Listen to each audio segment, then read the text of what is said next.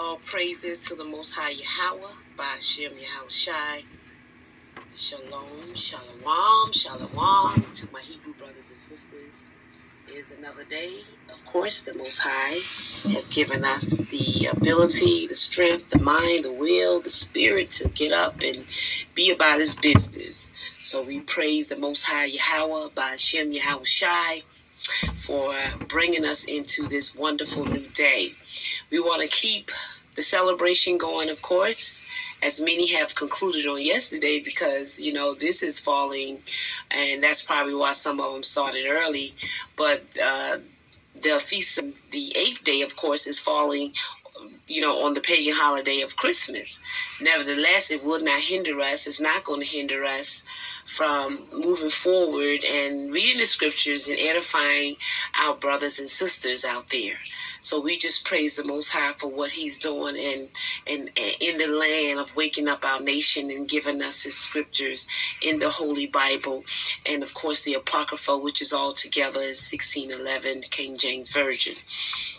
So we want to pick up from where we left off in First Maccabees chapter 11. But however, we got to go back because I want to read a scripture as it relates to the month of Caslu, which we are celebrating for the Feast of Dedication, and is landing, of course, on that 25th day. So we're going to go to First Maccabees chapter 4, and we're going to start in verse 52. It says, "Now on the 20th day of the 9th month," see, December is considered the 9th month according, to the month of Caslu. Okay, let's read it again.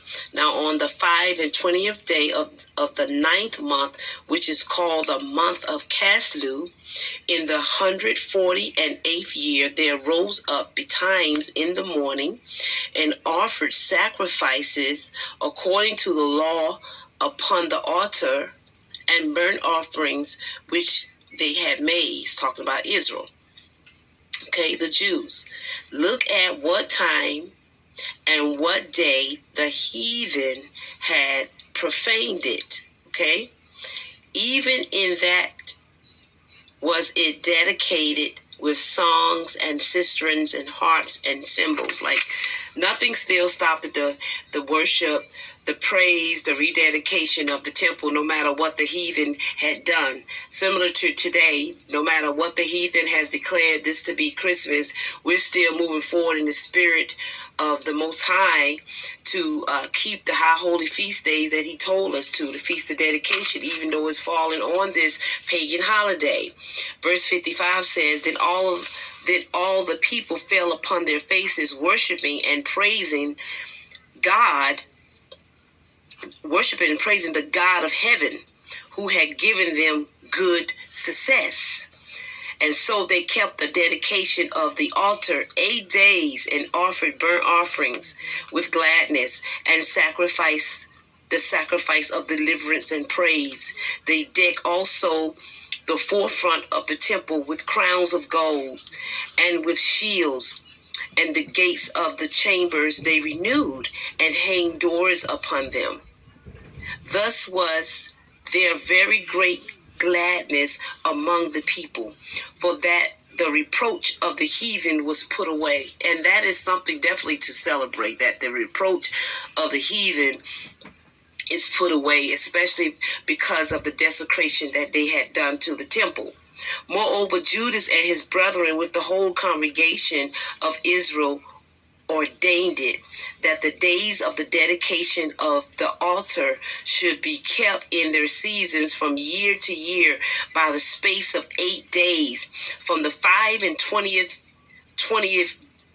day of the month of Caslu, with myrrh and gladness. And that is what we're doing now. That is what we're doing now. At that time also they built it up the Mount Zion, with high walls and strong towers round about, lest the Gentiles should come and tread it down, as they had done before. And they set there a garrison to keep it, and fortified Bethshura to preserve it, that the people might have a defense against Idumea, who is Edom, Esau. So I wanted to read that because that is like the capstone of the celebration of what we're doing and keeping and commemorating the Feast of Dedication. Okay? And it also goes together with the Feast of Tabernacle, because they're joined one hand in hand for the purification of the sanctuary of the Most High, the rededication of it, because it's his temple. And we know that in the New Testament now, of course, we are the temple of the Lord, but it gives great honor to read and to magnify what we read, that the Most High held in high esteem anyway. He did it big, for our nation. He celebrated with in awe. And so we want to always commemorate and remember what the Lord has done. And giving Moses and all of the patriarch, our ancestors, the instruction for the construction of the holy things of the Most High, that matters. That matters, okay? So now we want to go ahead on into 1 Maccabees chapter 11. We want to finish on out 1 Maccabees. And of course, throughout the year, we're going to also read in 2 Maccabees. We didn't get a chance before the 8th day finalized to read the whole chapter of 2 Maccabees, but we will read inside of it, of course, because the Most High wants also to speak to us through what we understand from our ancestors being such vigilant, valiant men of valor in the scriptures. We read about it. We read about Judas Maccabees as well in these scriptures in 2 Maccabees, as we have read in 1 Maccabees. So let's go ahead on back to 1 Maccabees, the 11th chapter. We want to give the Most High the praise, honor, and the glory. Let's finish reading on up. And it says here in chapter 11, verse 1, and the kings of Egypt gathered together a great host, like the sand. Now, just give a little recap from yesterday. We see that Demetrius and Alexandria, they were at war with one another, trying to fight for the favor of the Jews, of course. And, of course, Alexander had, presented themselves very well rather than Demetrius. So our ancestors, Jonathan, of course, took what Alexander had offered and, make covenant with them, of not necessarily a covenant, but, made an agreement with them that they would let them protect them and they protect them and fight with them, the battles against the other heathens, nations, or armies round about. Now, again, 1 Maccabees chapter 11, verse 1, and the kings of Egypt gathered together a great host, like the sand that lieth upon the seashore, and many ships, and went about through deceit to get Alexander's kingdom, still fighting him, and join it to his own. Whereupon he took his journey into Syria in a peaceable manner, so as they of the cities opened unto him and met him. For King Alexander had commanded them so to do, because he was his father-in-law. Now, as Ptolemy entered into the cities, he set in every one of them a garrison of soldiers to keep it. Verse 4. And when he came near Azotus,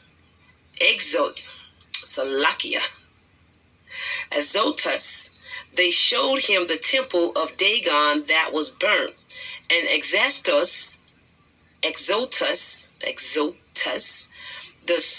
and the suburbs thereof that were destroyed, and the bodies that were cast abroad, and them that he had burnt in the battle, for they had made heaps of them by the way where he should pass. Also they told the king whatsoever Jonathan had done, to the intent he might blame him. But the king held his peace. Then Jonathan met the king with great pomp at Joppa, okay, where they saluted one another and lodged it. After Jonathan, when he had gone with the king to the river called,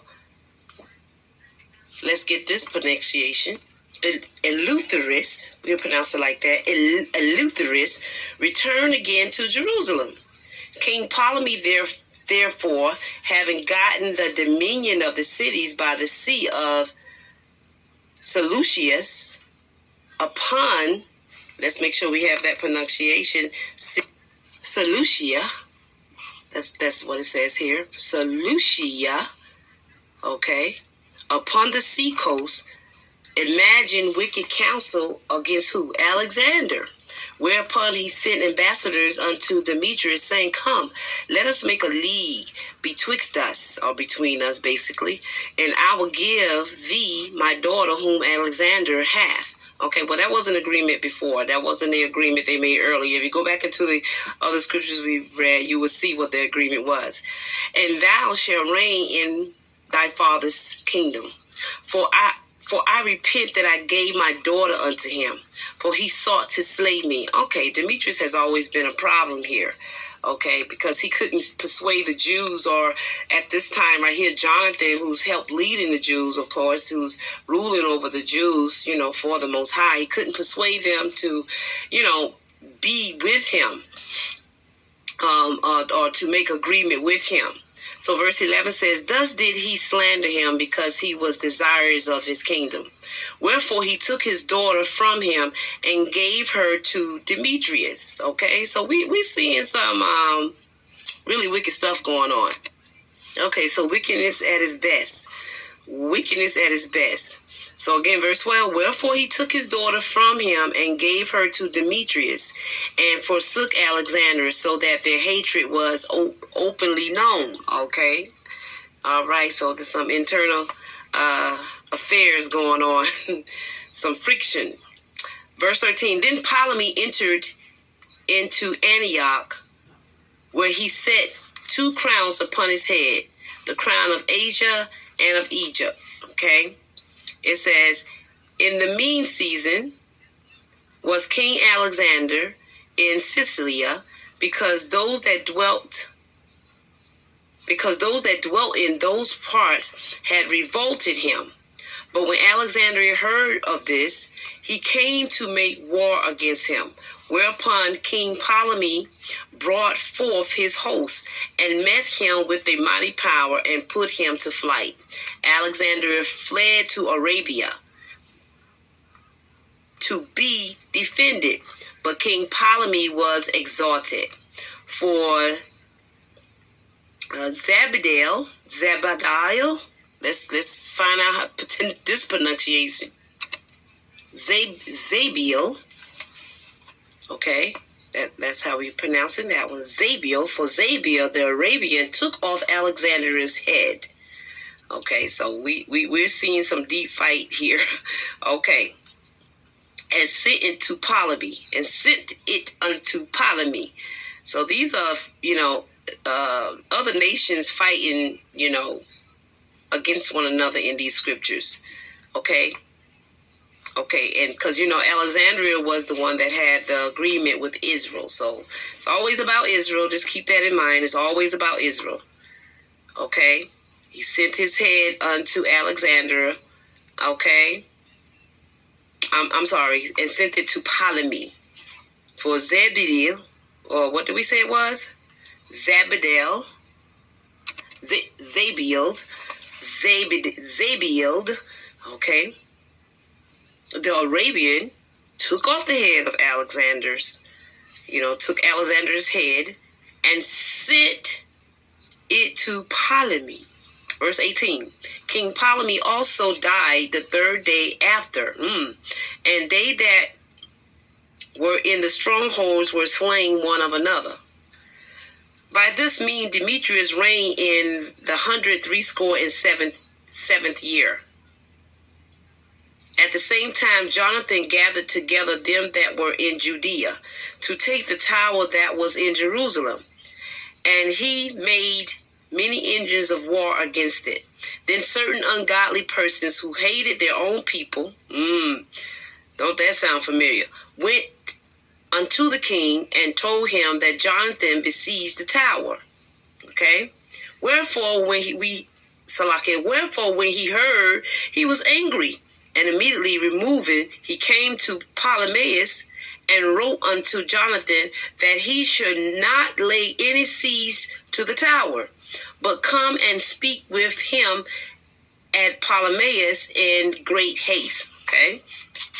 So Jonathan, of course, is the Jew, our brother. Okay? Hebrew Israelite. Verse 23, nevertheless, Jonathan, when he heard this, commanded to besiege it still.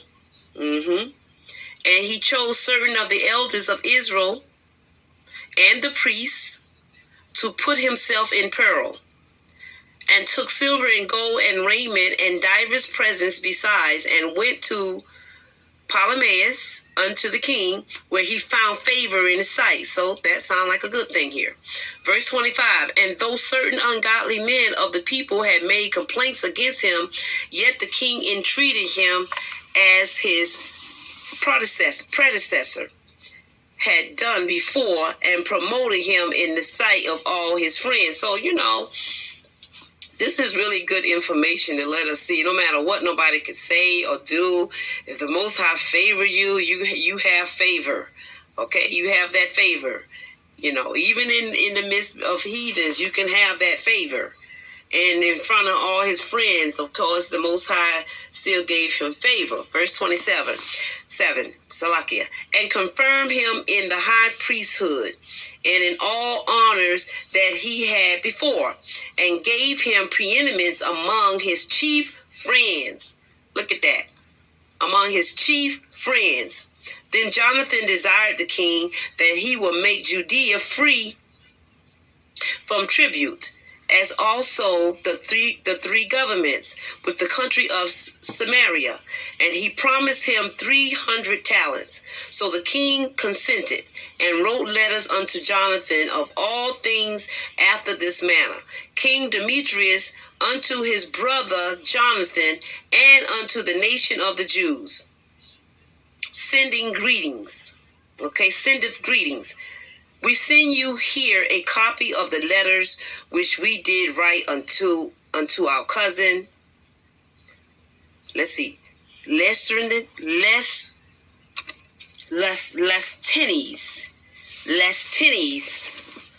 sendeth greetings.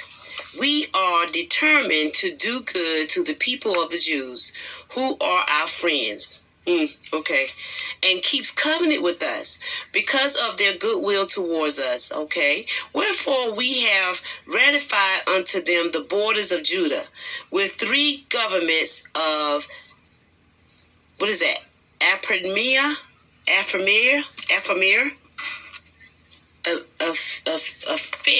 Salakia, Ephraim, and Leda, or we can say Lydia,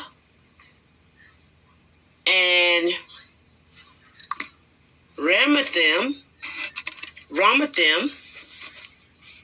that are added unto Judea from the country of Samaria, and all things appertaining unto them. For all such as do sacrifice in Jerusalem, instead of the payment which the king received of them yearly aforetime out of the fruit of the earth and of trees. And as for other things that belong unto us, of the tithes and customs pertaining unto us, as also the salt pits and the crown taxes which are due unto us, we discharge them of them, all for their relief. So they're giving Israel some relief, the Jews. We see it right here, which is a good thing. Let's keep reading. Verse 36. And nothing hereof shall be revoked from this time forth, okay, forever. So we see that they're making this tribute, these agreements forever, okay? Verse 37. Now therefore, see that thou make a copy of these things, and let it be delivered unto Jonathan, and set upon the holy mountain in a conspicuous place. After this, when King Demetrius saw that the land was quiet before him, and that no resistance was made against him, he sent away all his forces, everyone to his own place, except certain bands of strangers, whom he had gathered from the isles of the heathen. Wherefore all of the forces of his fathers hated him. Okay. Moreover, there was one Tryphon that had been of Alexander's part of 4, who seeing that all the hosts murmured against Demetrius, went to, what is that? Went to Samacu. Okay, we'll pronounce that like that. Went to Samacu, the Arabian, that brought up Antiochus, the young son of Alexandria, and lay sore upon him to deliver him this young Antiochus, that he might reign in his father's stead. He told him therefore all that Demetrius had done, and how his men of war were at enmity with him. And there he remained Salakia, a long season. In the meantime, Jonathan sent unto King Demetrius that he would cast those of the tower out of Jerusalem, and those also in the fortress, for they fought against Israel. So Demetrius sent unto Jonathan, saying, I will not only do this for thee and thy people, but I will greatly honor thee and thy nation if opportunity serve. Okay. Now therefore thou shalt do well if thou send me men to help me, for all my forces are gone from me. Upon Jonathan sent him 3,000 strong. Upon this, Salakia, Jonathan sent him 3,000 strong men unto Antioch. All right. And when they came to the king was very glad of their coming. Howbeit they that were of the city gathered themselves together into the midst of the city, to the number of 120,000 men. That's a lot. And would have slain the king. Wherefore the king fled into the court. But they of the city kept the passages of the city, and began to fight. Then the king called to the Jews for help, who came unto him all at once, and dispersing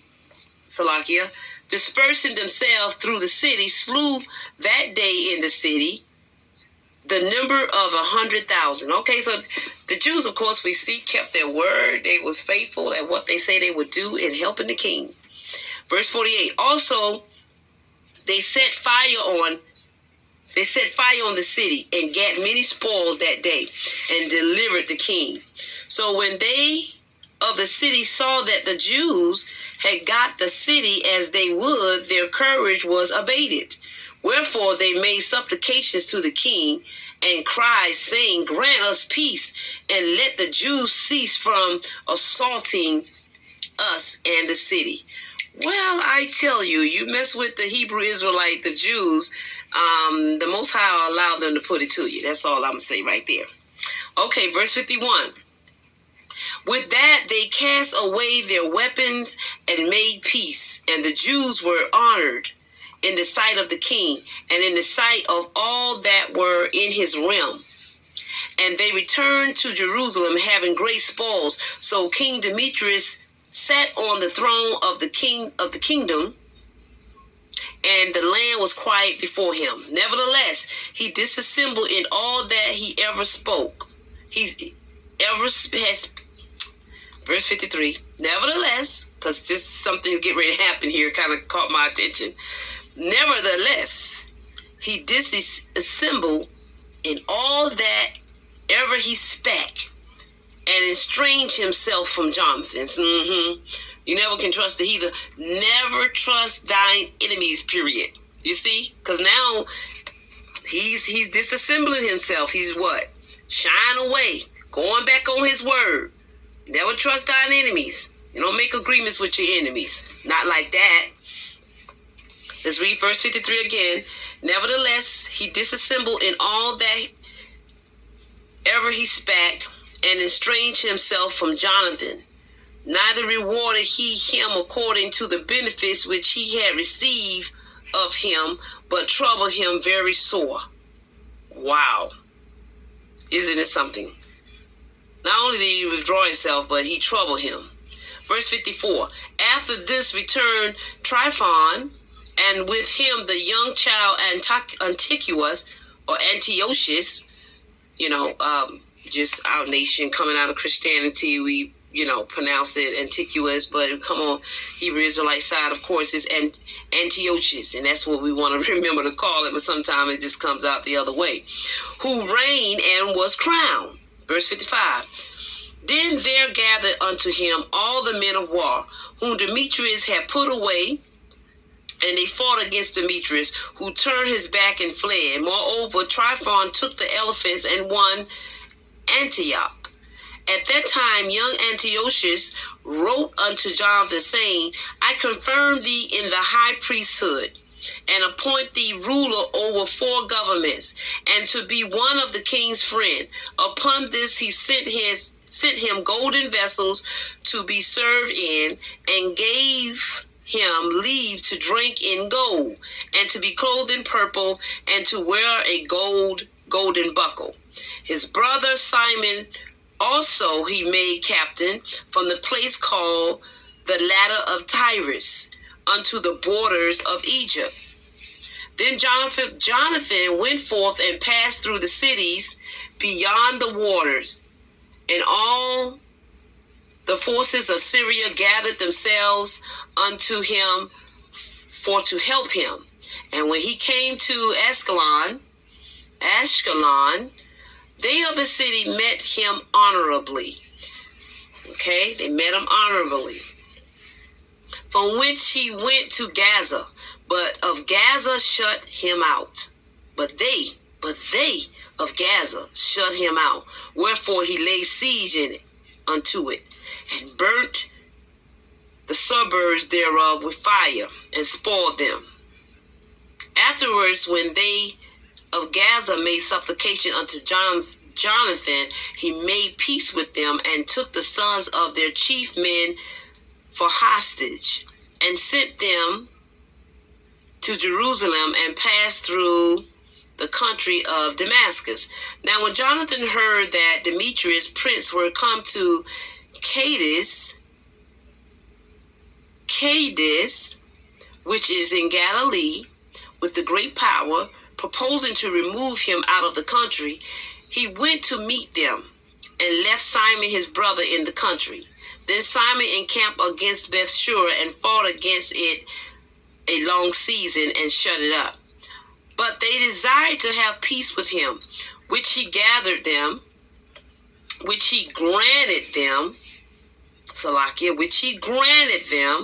and then put them out from thence, and took the city, and set garrisons in it. As for Jonathan and his hosts, they pitched at the water of, Gennesaret. Let's get this right. They pitch Gennesaret. They pitch at the water of Gennesaret, from which betimes in the morning they get them to the plain of Nasar.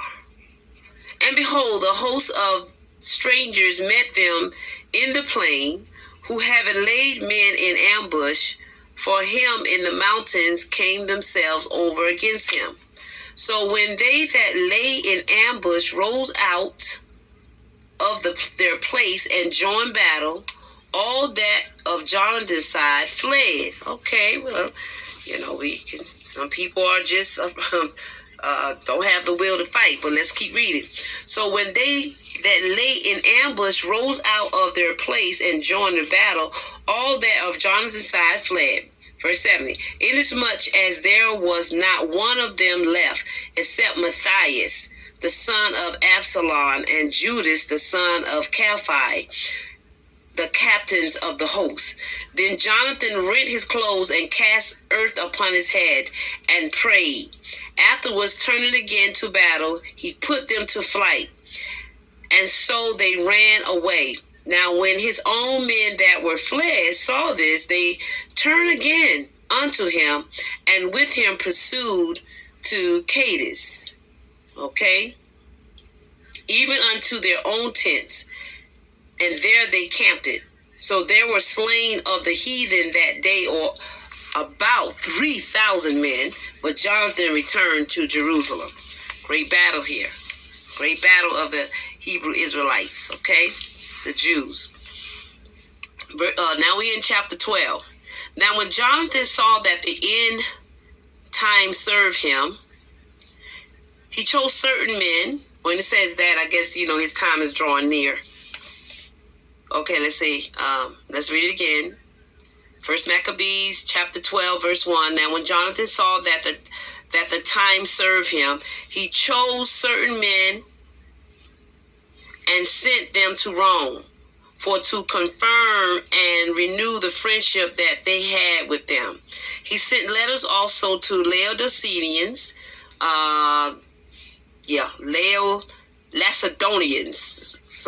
Macedonians, and to other places for the same purpose. So they went unto Rome, and gathered unto the Senate, and said, Jonathan, the high priest, and the people of the Jews sent us unto you, to the end you should renew the friendship which ye had with them, and league as in former times. Okay, because we read back, I think it was chapter 10, maybe chapter 10 or chapter 9, where, of course, the Jews had made a league agreement with the Romans. Verse 4 now. Upon the Romans gave them letters unto the governors of every place, that they should bring them into the land of Judea peaceably. And this is the copy of the letters which Jonathan wrote to the Macedonians. Verse 6, Jonathan, the high priest, the elder of the nation, and the priests, and the other people of the Jews, unto the Macedonians, their brethren, send greetings. There were letters sent in the times past unto Onias, the high priest from Darius, who reigned then among you, to signify that you are our brethren, as a copy here understanding doeth specify. At which time Onias entreated the ambassador that was sent honorably, and received the letters, wherein declaration was made of the league and friendship. Therefore we also, albeit we needed none of these things, for that we have the holy books of Scripture in our hands to comfort us. All praises to the Most High. That's right. That's where we get our strength from. The Jews, we know that no matter what we are offered or somebody give us, we know that all our help comes from the Most High, comes from the Lord. All right, verse 10. Nevertheless, attempted to send unto you for the renewing of the brotherhood and friendship, lest we should become strangers unto you altogether. For there is a long time past since ye sent unto us. Wherefore, we therefore at all times without ceasing, both in our feasts and our covenant days, do remember convenient days, not covenant, convenient days, do remember you in the sacrifices which we offer in our prayers, as reason is, and as it becometh us to think upon our brethren. And we are glad your honor. Verse 13. As for ourselves, we have had great troubles and wars on every side, for as much as the kings that are round about us have fought against us. Howbeit, we should not be troublesome unto you, nor to others of your confederate and friends in these wars. For we have help from heaven, yes, that secureth us, so as we are delivered from our enemies, and our enemies are brought under foot. Yes, this is the power that we have with Yahweh as Jews. Verse 16, for this cause we chose Numiscius. Let's get this pronunciation right. They chose who? Numinous,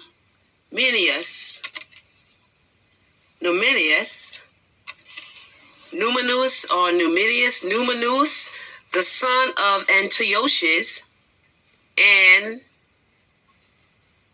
Antipater, Antipater, the son of Jason, and sent them unto the Romans to renew the amity that we had with them and the former league. We commanded them also to go unto you, and to salute you, and to deliver you our letters concerning the renewing of our brotherhood.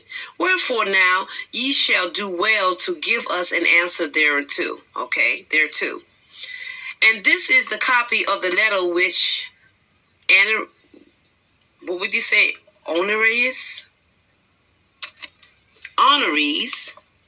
okay, honorees sent, okay, and this is the copy of the letters which honorees sent. Verse 20 now. Arius, king of the Macedonians, to honorees, the high priest, greetings. It is found in writing that the Macedonians and the Jews are brethren, and that they are of the stock of Abraham. Yes, indeed. Now, therefore, since this is come to our knowledge, ye shall do well to write unto us of your prosperity. We do write back again unto you that your cattle and goods are ours, and ours are yours.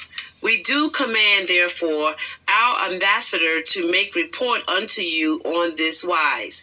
Now, when Jonathan heard that Demetrius' princes were come to fight against him with a greater host than afore, he removed from Jerusalem and met them in the land of Amathus,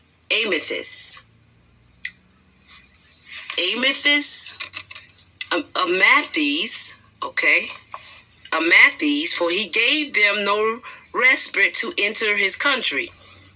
If you're just tuning in, I want to pause real quick and let you know we are still commemorating the end of the conclusion of the Feast of Dedication, of course. All praise to the Most High. We in 1 Maccabees, chapter 12 now, verse 26. He sent spies also unto their tents, who came again and told him that they were appointed to come upon them in the night season. Wherefore, so soon as the sun was down, Jonathan commanded his men to watch and to be in arms, that all the night long they might be ready to fight. Also he sent forth, sentinels around about the host. But when the adversaries heard that Jonathan and his men were ready for battle, they feared and trembled in their hearts, and they kindled fires in their camps. Howbeit Jonathan and his company knew it not till the morning, for they saw the lights burning. Then Jonathan pursued after them, but overtook them not, for they were gone over the river of Elamith. What did we say that was? Eleutherus. Wait a minute. Eleutherus. Not Eleutherus. Eleutherus. Okay? Eleutherus. Then Jonathan pursued after them, but overtook them not, for they were gone over the river of Eleutherus. Wherefore Jonathan turned to the Arabians, and were called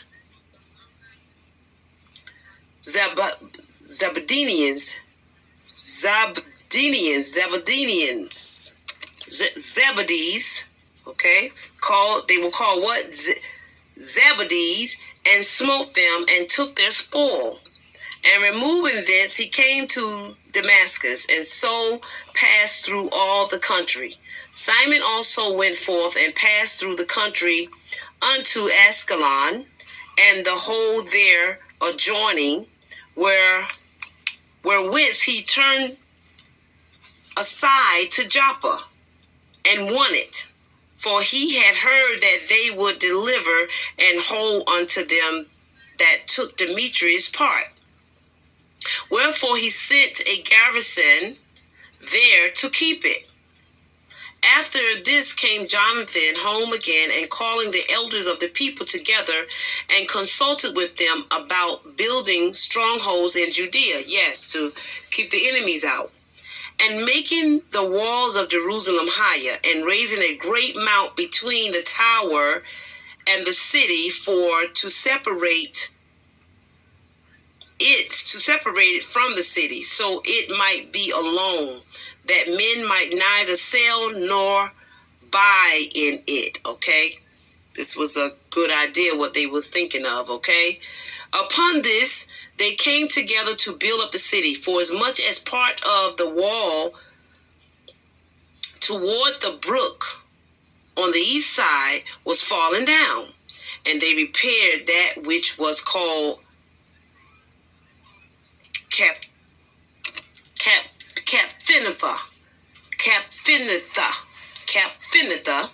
and now verse 38 was called Capfinitha.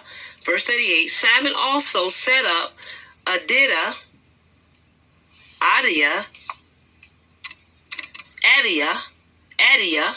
okay?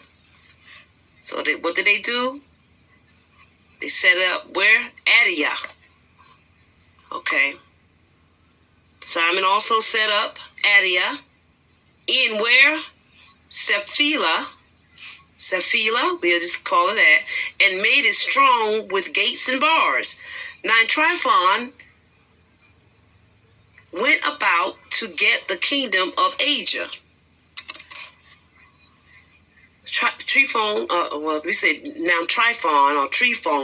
went about to get the kingdom of Asia, and to kill Antiochus the king, that he might set the crown upon his own head. Here we go again with someone's trying to get the glory, of course. Howbeit he was afraid that Jonathan, who's an Israelite, would not suffer him, and that he would fight against him.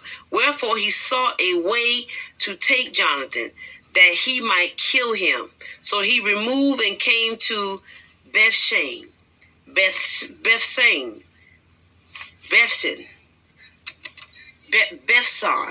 Okay, so he removed and came to Bethsan.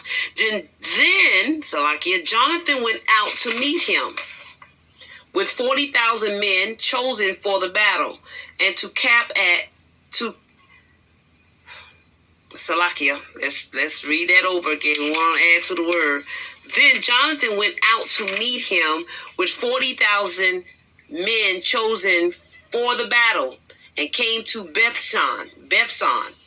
Now when Tryphon saw that Jonathan came with so great a force, he durst not stretch his hand against him.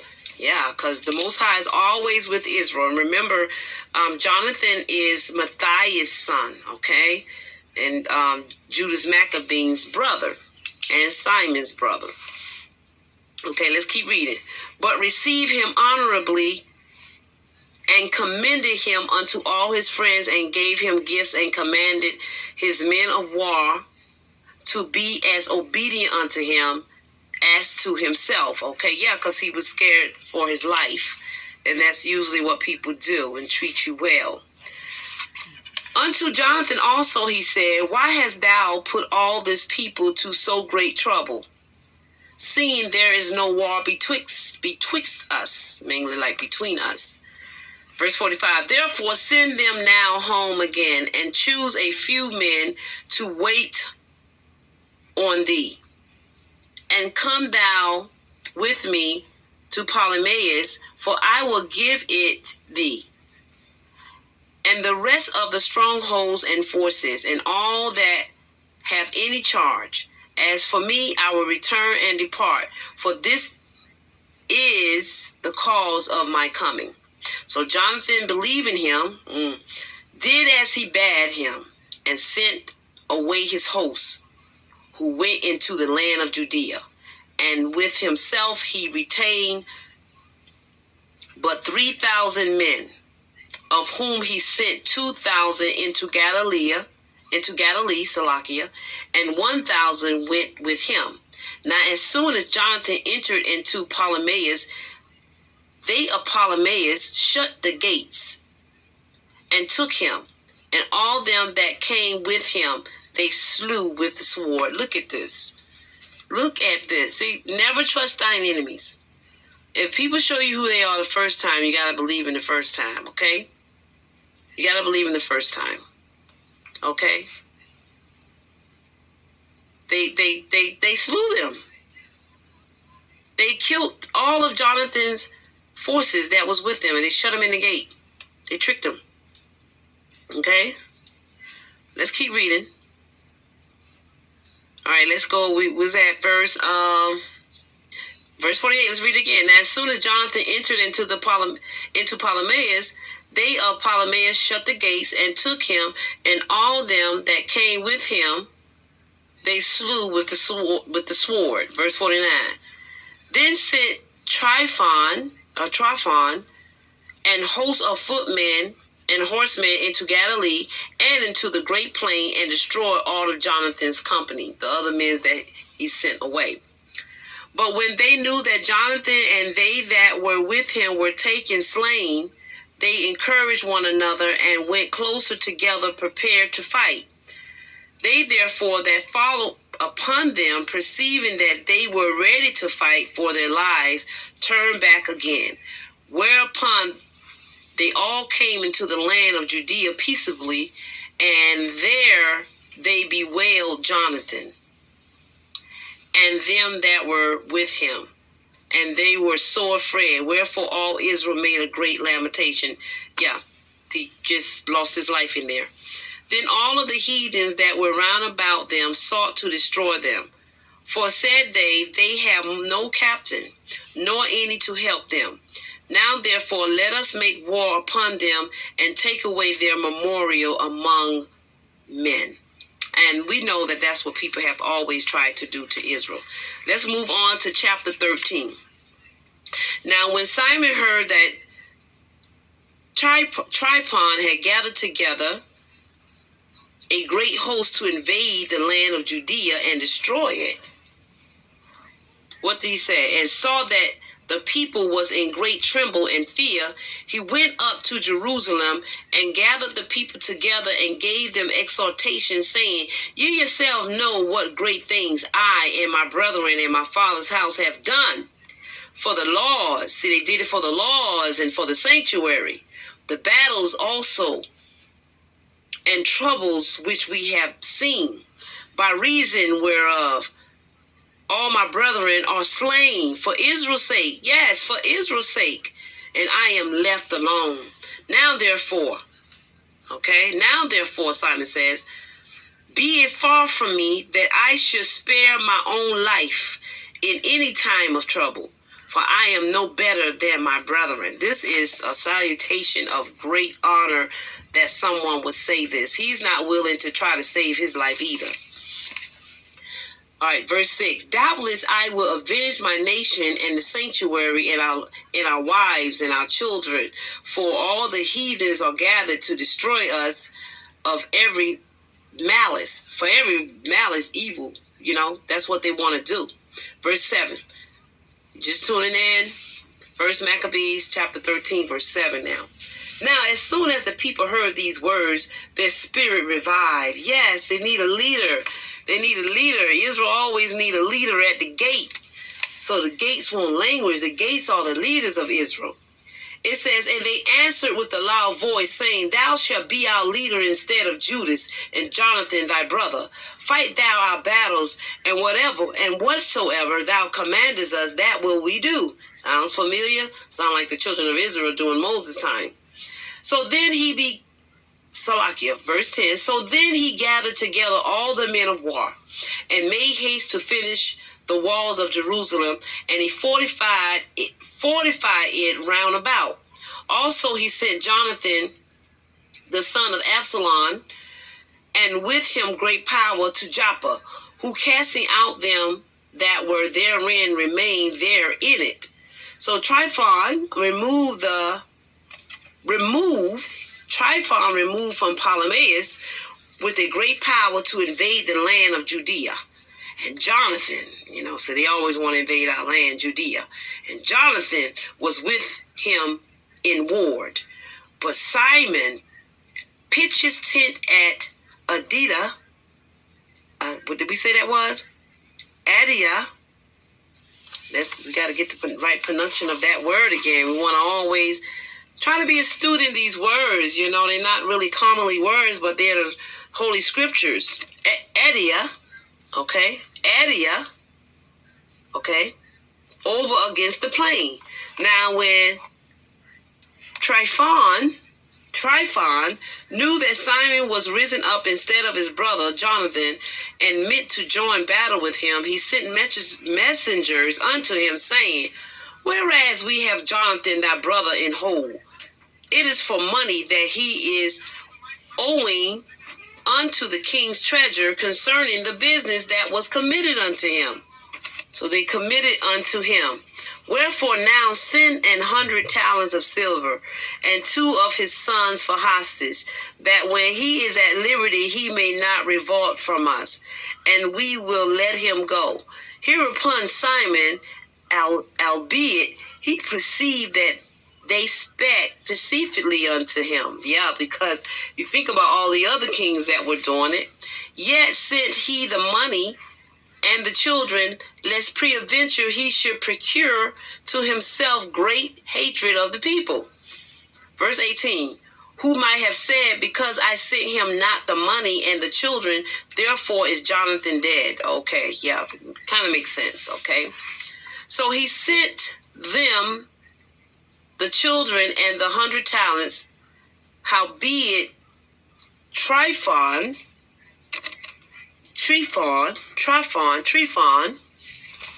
okay, so he sent them the children and the 100 talents, howbeit Tryphon disassembled, neither would he let Jonathan go. And after this came Tryphon to invade the land and to destroy it, going around about by the way that leadeth unto Adora. But Simon and his host marched against him in every place whatsoever he went. Now they that were in the tower sent messengers unto Tryphon, to the end that he should hasten his coming unto them by the wilderness, and send them victuals. Wherefore Tryphon made ready all his horsemen to come that night. But there fell a very great snow, by reason whereof he came not. Could be the manifestation, of course, of the Most High's mighty work and power. So he didn't come that night, okay? So he departed and came unto the country of Gilead.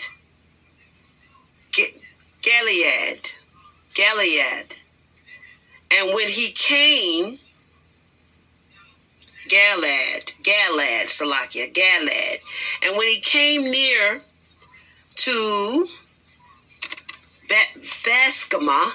when he came near to Bascama, he slew Jonathan, who was buried there. Afterwards, Tryphon returned and went into his own land. Then sent Simon and took the bones of Jonathan his brother and buried them in Modin, the city of his father. And all Israel made a great lamentation for him and bewailed him many days. Simon also built a monument upon the sepulchres of his father and his brethren, and raised it aloft to the site, with hewn stones behind and before. Moreover, he set up 7 pyramids, one against another, for his father and his mother and his brethren. And in these he made cunning devices, about the which he set great pillars, and upon the pillars he made all the armor for a perpetual memorial, and by the armor ships carved, that they might be seen of all that sail on sea. Verse 30. This is the sepulchre which he made at Modin, and it standeth yet to this day. And Tryphon dealt deceitfully with the young king Antiochus,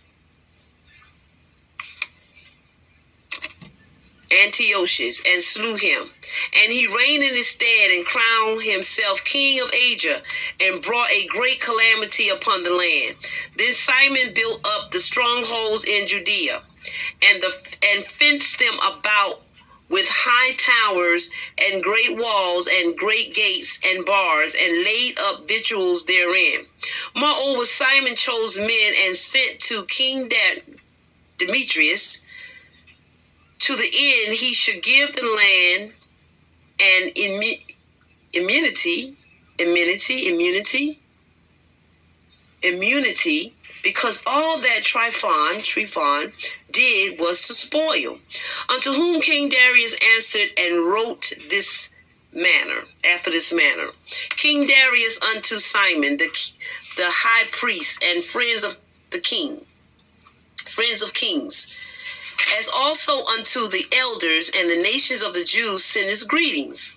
The golden crown and the scarlet robe which you sent unto us we have received.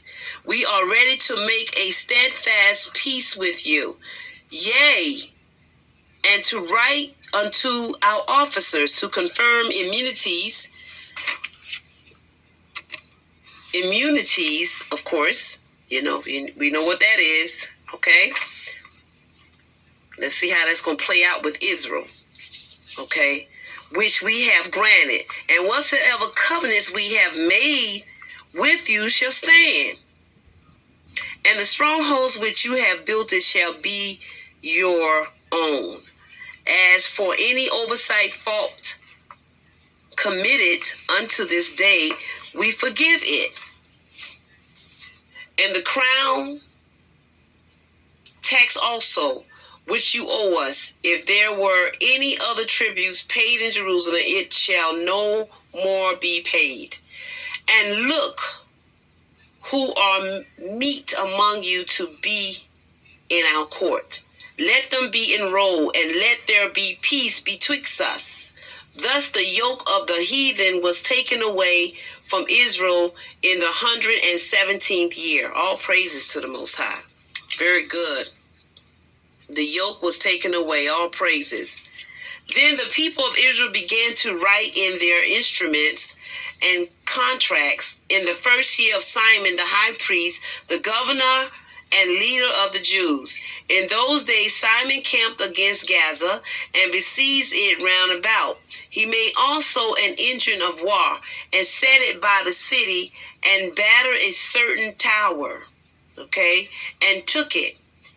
And they that were in the engine leaped into the city, whereupon there was a great uproar in the city, inasmuch as the people of the city rent their clothes and climbed upon the walls with their wives and children, and cried with a loud voice, beseeching Simon to grant them peace. And they said, deal not with us according to our wickedness, but according to thy mercy. So Simon was appeased towards them, and sought no more against them, but put them out of the city, and cleansed the houses wherein the idols were. And so entered into it with songs and thanksgiving. Yea, he put all uncleanness out of it, and placed such men as would keep the law, and made it stronger than it was before, and built therein a dwelling place for himself. They also of the tower in Jerusalem were kept so straight that they could neither come forth nor go into the country, nor buy nor sell. Wherefore they were in great distress for want of victuals, and great number of them perished through famine. Then cried they to Simon, beseeching him to be at one with them, which thing he granted them.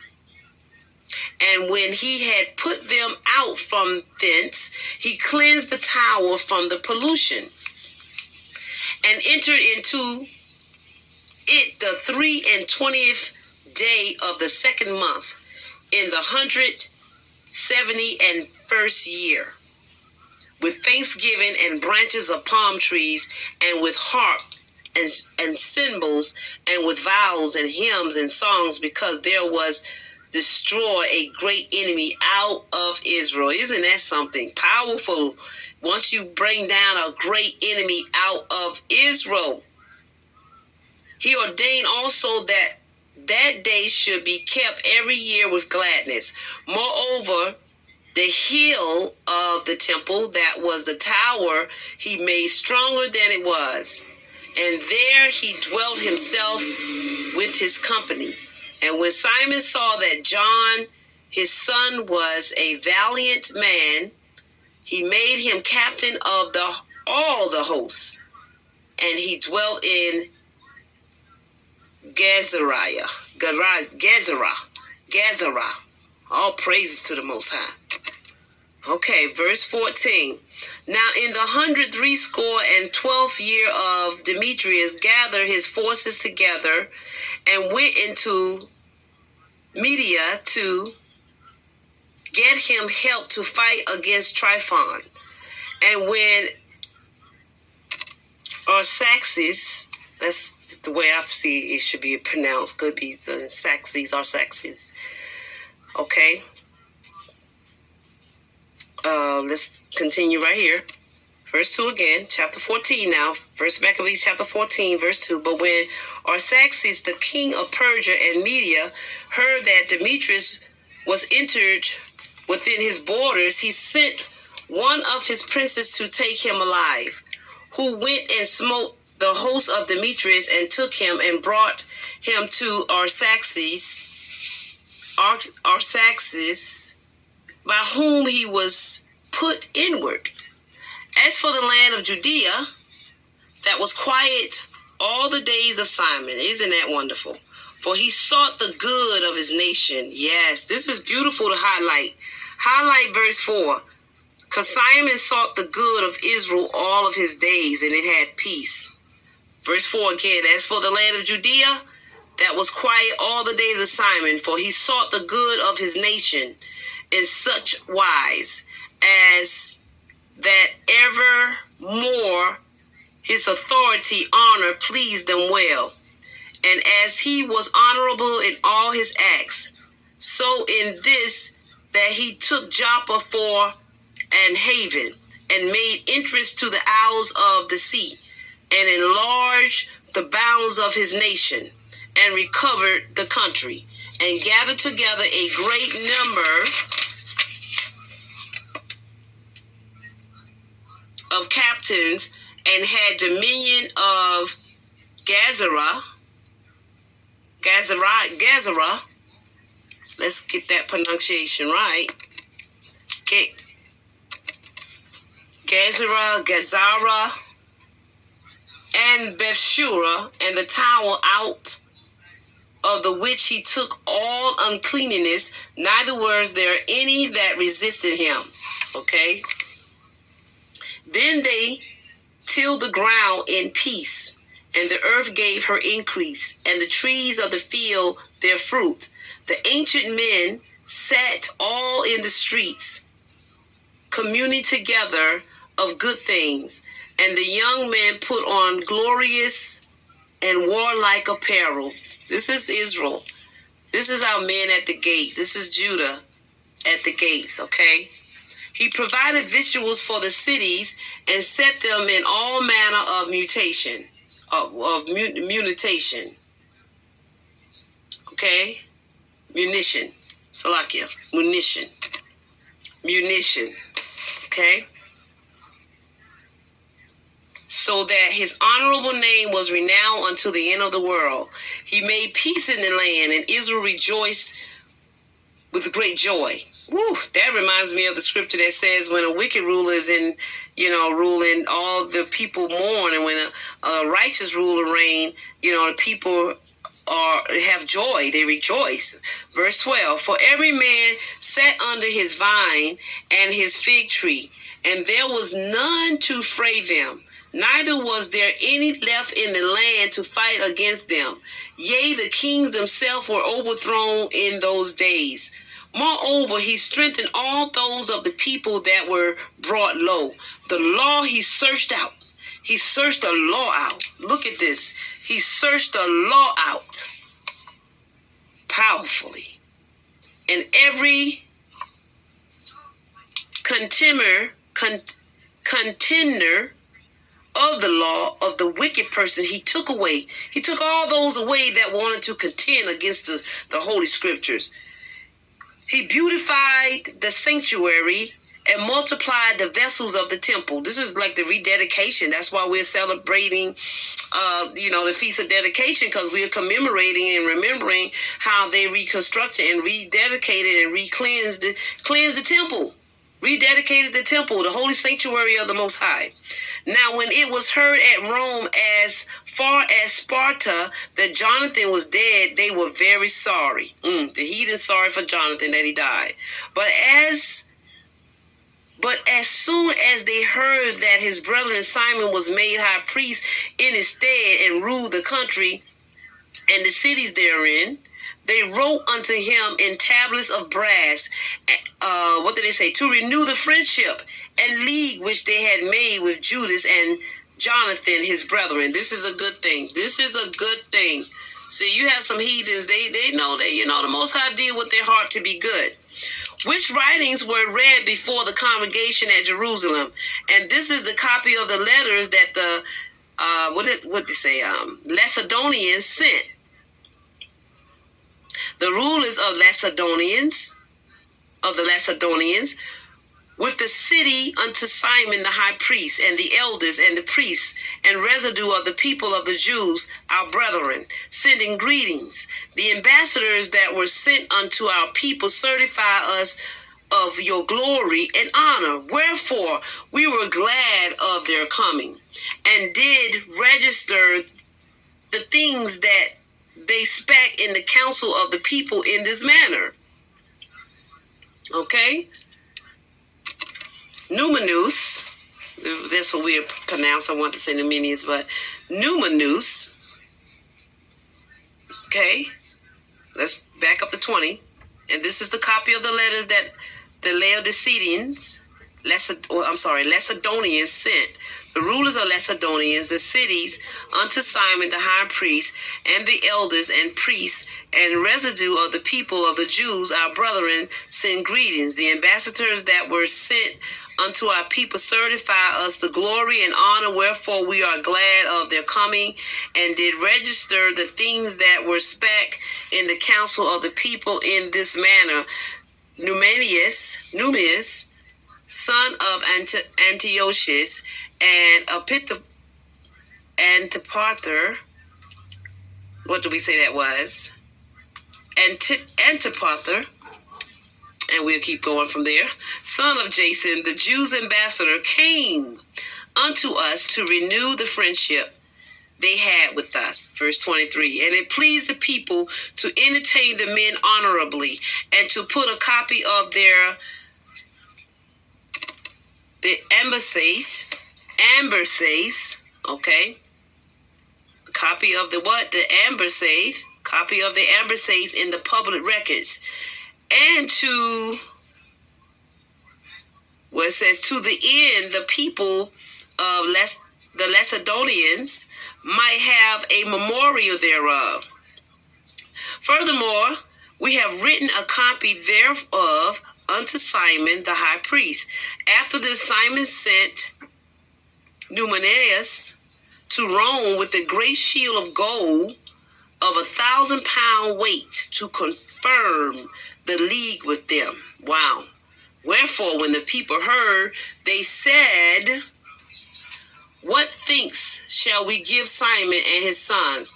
For he and his brethren and the house of his father have established Israel, and chased away in fight their enemies from them, and confirmed their liberty. This is honorable. Confirm their liberty. All praises to the Most High. Verse 27. So they wrote it in tables of brass, which they set upon pillars in Mount Zion, and this is the copy of the writing. The 18th day of the month of, what's that? Elo. We just say Elo, okay? Elo, in the 112th year, being the 3rd year of Simon the high priest,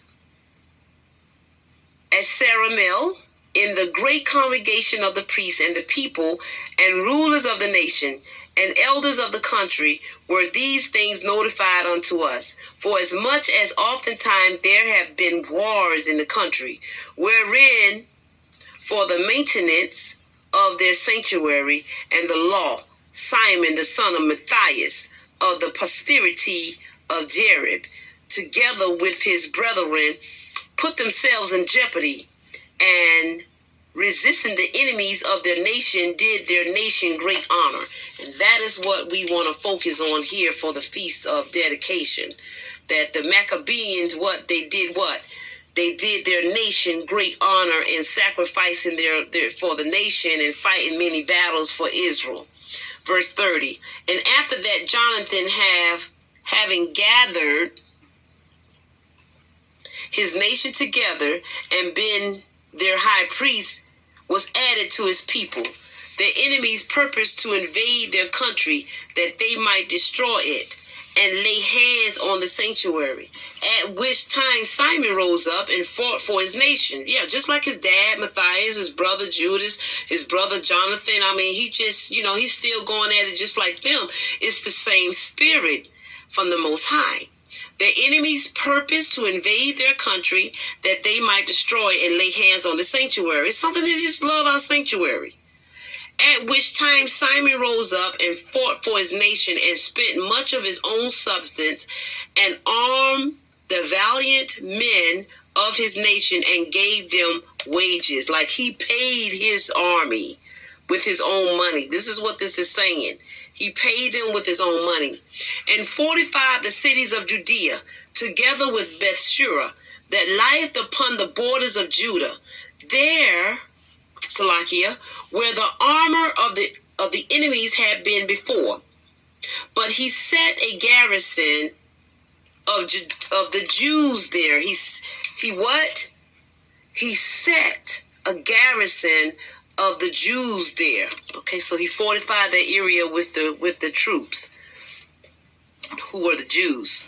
Verse 34. Moreover, he fortified Joppa, which lieth upon the sea, and Gazara, that bordereth upon Exodus, where the enemies had dwelt before. But he placed Jews there, and furnished them with all things convenient for reparation thereof. Okay, he didn't leave them high and dry, basically. The people therefore, seeing the acts of Simon, and unto what glory he thought to bring his people, made him their governor and chief priest, because he had done all these things.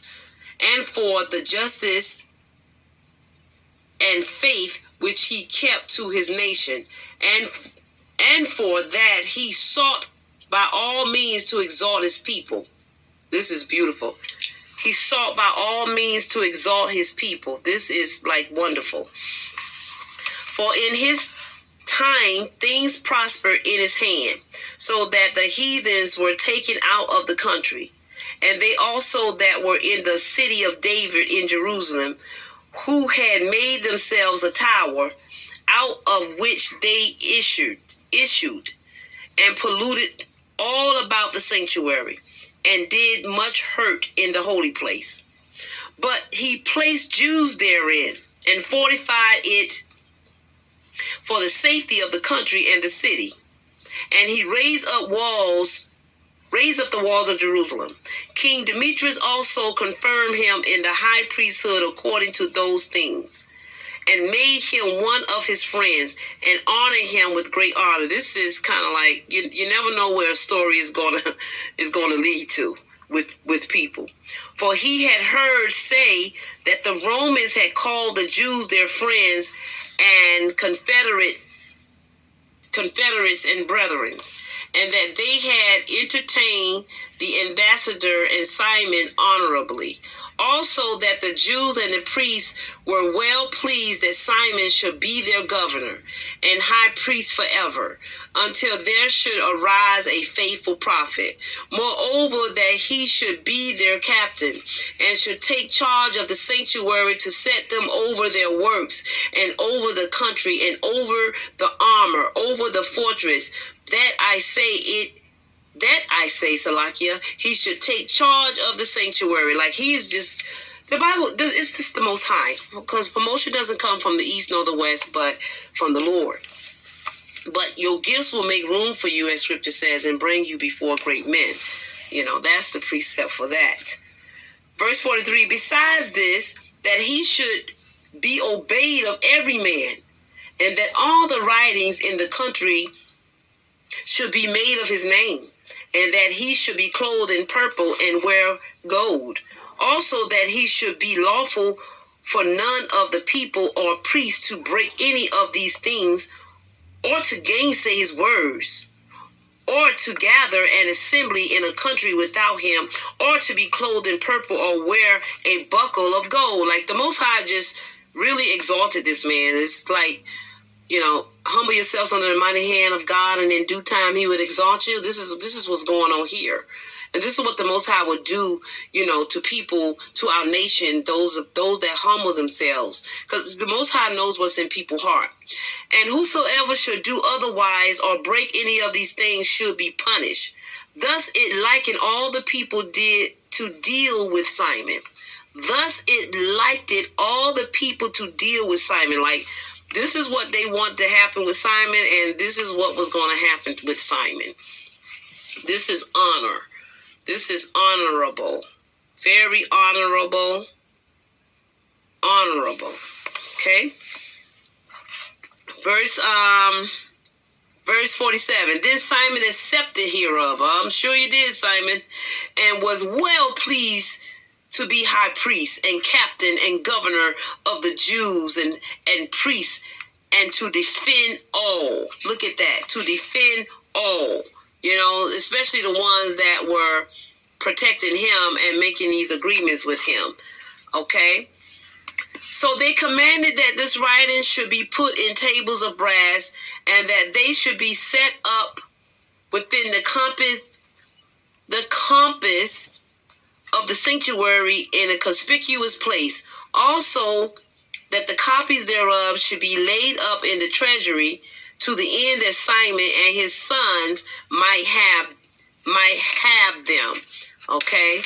So, no words and nothing can go back. All right, so now we in 1 Maccabees chapter 15. After this, we have one more chapter, chapter 16, and we will be concluded with the entire book of 1 Maccabees. So, chapter 15.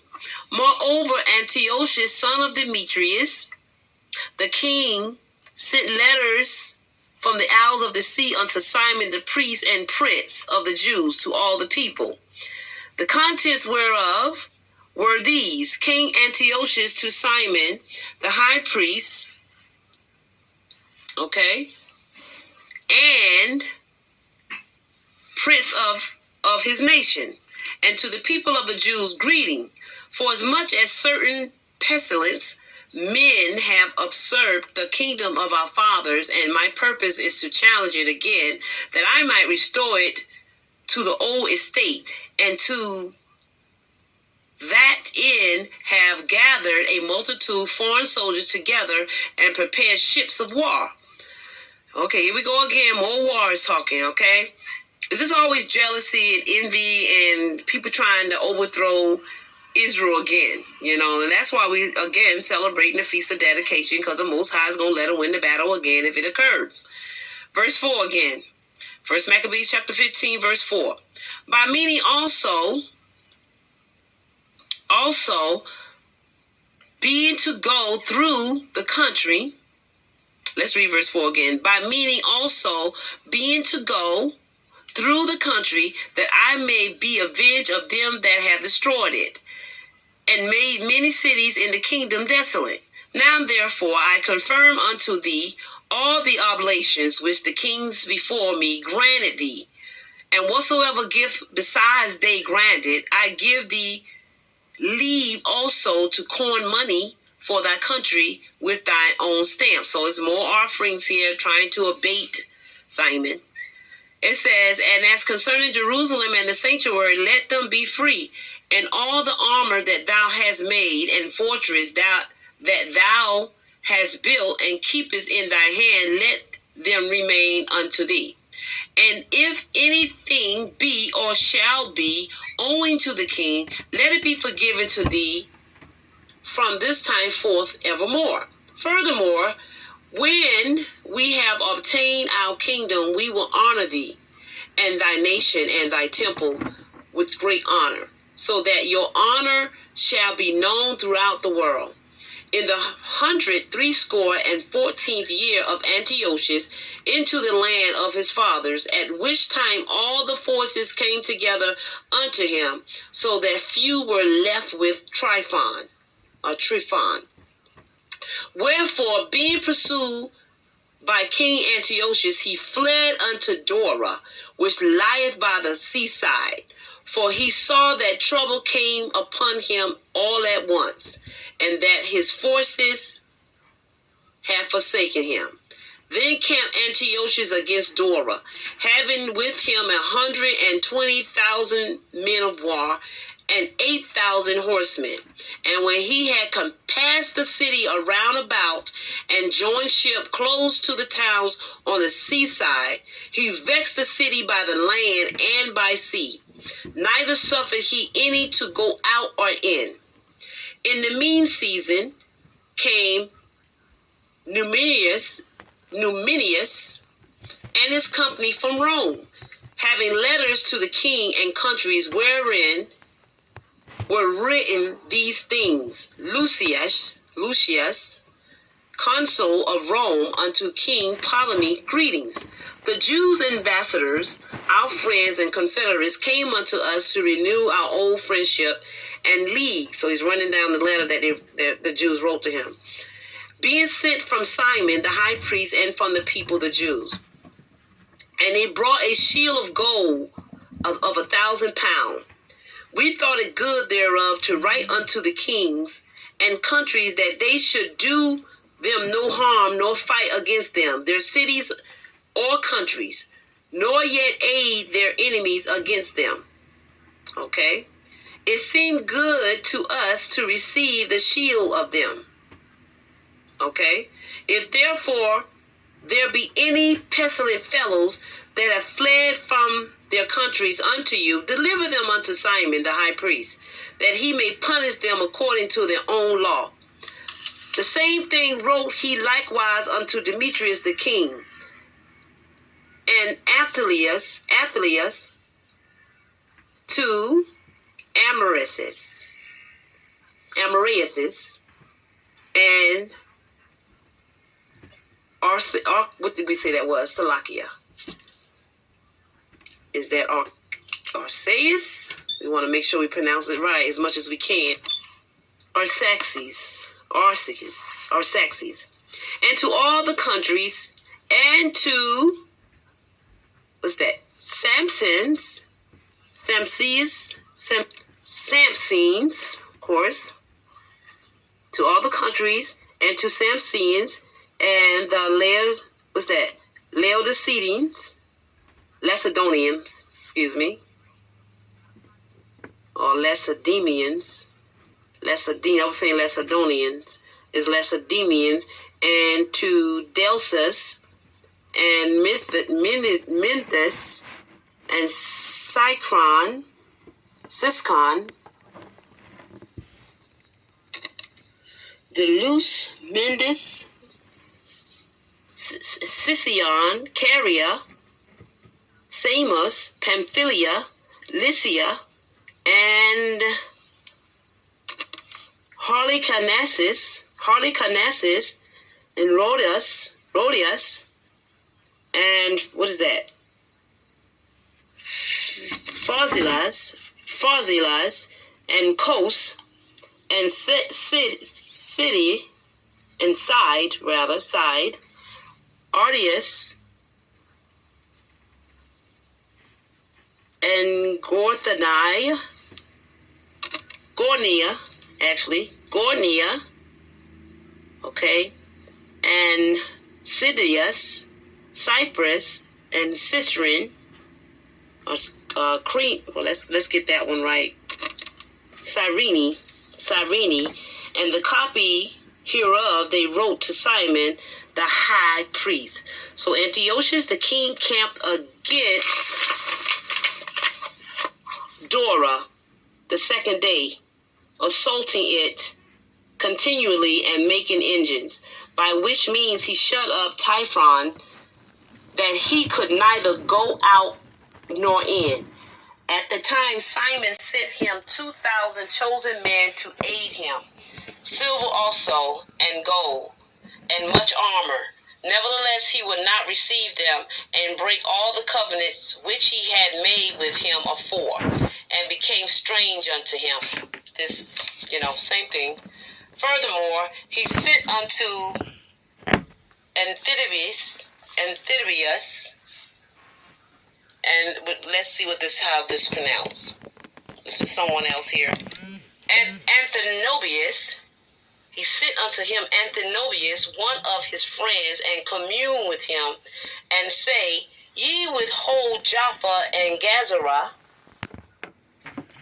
with the tower that is in Jerusalem. Gazara, we can pronounce it Gazara.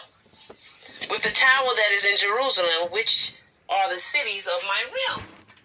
The borders thereof you have wasted, and done great hurt in the land, and got the dominion of my places within my kingdom. Now therefore deliver the cities which you have taken, and the tributes of the places whereof you have gotten dominion without the borders of Judea. Or else give me for them 500 talents of silver, and for the harm that ye have done, and the tributes of the cities, other 500 talents. If not, we will come and fight against you.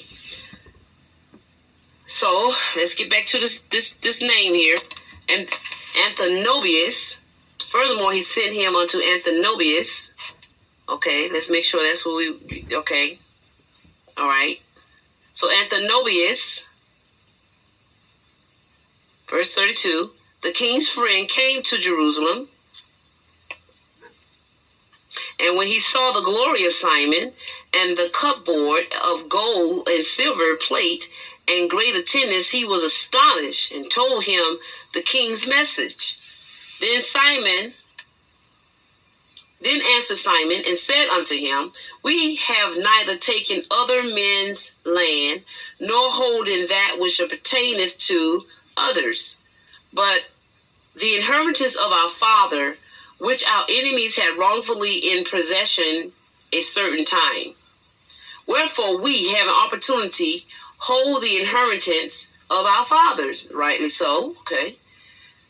And whereas thou demandest Joppa and Gazara, howbeit they did great harm unto the people of our country, yet we were given 100 talents for them. Hereunto Anthenobius answered him not a word, but turned in a rage to the king, and made report unto him of these speeches, and the glory of Simon, and all that he had seen, whereupon the king was exceedingly wroth. Yeah, because it was like pretty much the glory of Solomon's temple, that the glory of the Most High had put on Simon. Verse 37, in the meantime fled Typhon, he's still running, Tryphon, by ships unto Orthias. Oh, let's get this one. Orthasius, okay? In the meantime, he fled. Fled Tryphon by the ship unto Orthias. Verse 38. Then the king made, what's that? Then the king made Cindebaeus captain of the sea coast, and gave him an host of footmen and horsemen, and commanded him to remove his host towards Judea. Also he commanded him to build up Cedron and to fortify the gates, and to war against the people. But as for the king himself, he pursued Tryphon. So Cindebaeus came to Jamnia, and began to provoke the people, and to invade Judea, and to take the people prisoner, and to slay them. So you see how much fighting and battles on and on that Israel has always been in when the enemy just rose up against them. Verse 41. And when he had built up Cedron,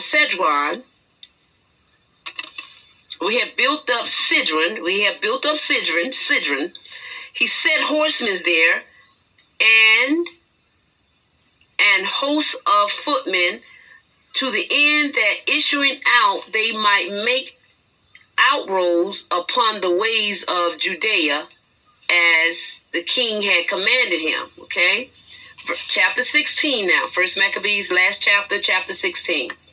Think all praises to the Most High Yahweh, by Hashem Yahweh Shai. Shalom, shalom, shalom.